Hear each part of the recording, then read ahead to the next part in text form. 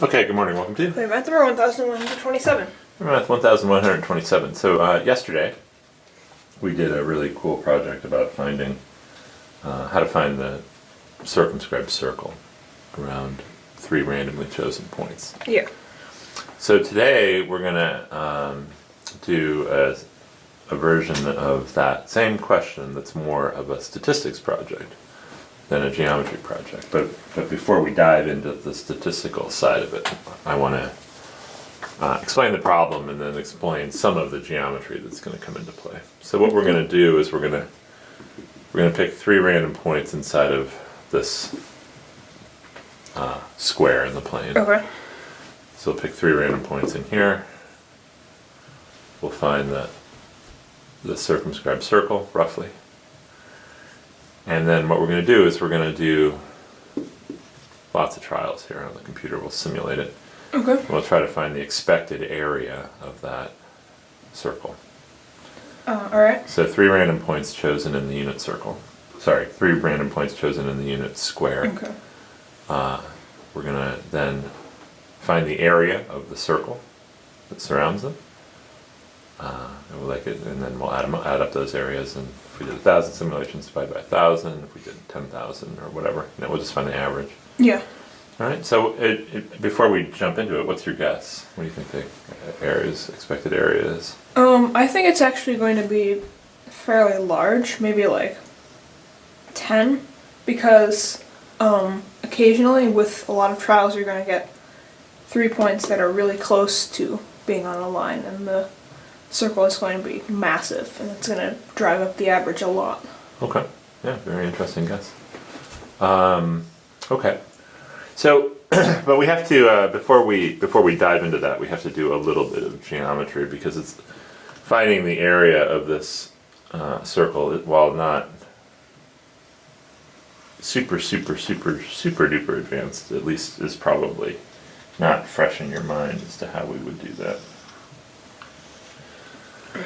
So there's a formula we're going to use that comes from the law of sines, and it says the area of a triangle equals the product of the sides divided by 4 times the radius of the circumscribed circle.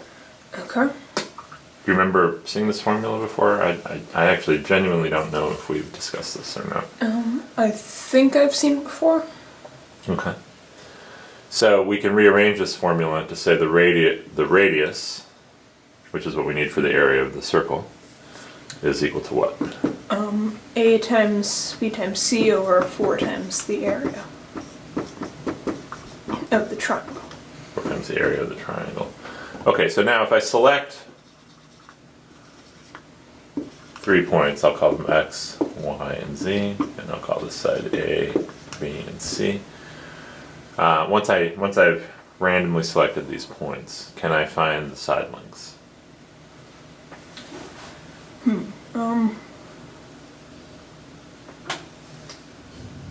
Seems like that would be a challenging part.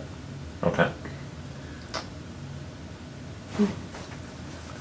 If I know that this is of the point 1, 2, and this is the point 4, 3. If you know the exact coordinates, yes, you can find the side lengths by drawing these triangles, or right triangles here.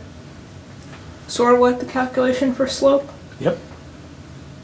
And then if you know the coordinates, that becomes a pretty easy problem.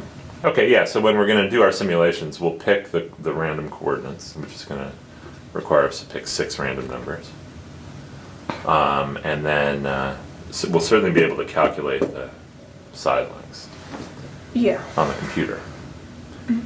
Question is, how do we find the area of the triangle once we know the coordinates? What can we do there? So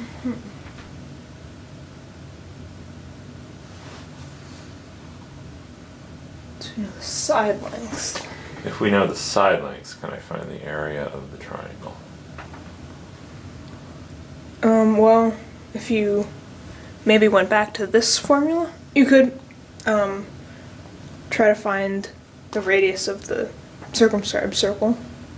Ah, okay. You want to find it directly from the points. How would I do that? Well, I guess you'd have to sort of draw triangles, draw in this point, or somehow calculate where this point was, and then use these right triangles to figure out the length. Okay. Yeah, so let's go to the second video and we can talk about that, and then I'm going to actually do it, find the area a different way, but it may be a way that you've not seen before. Okay.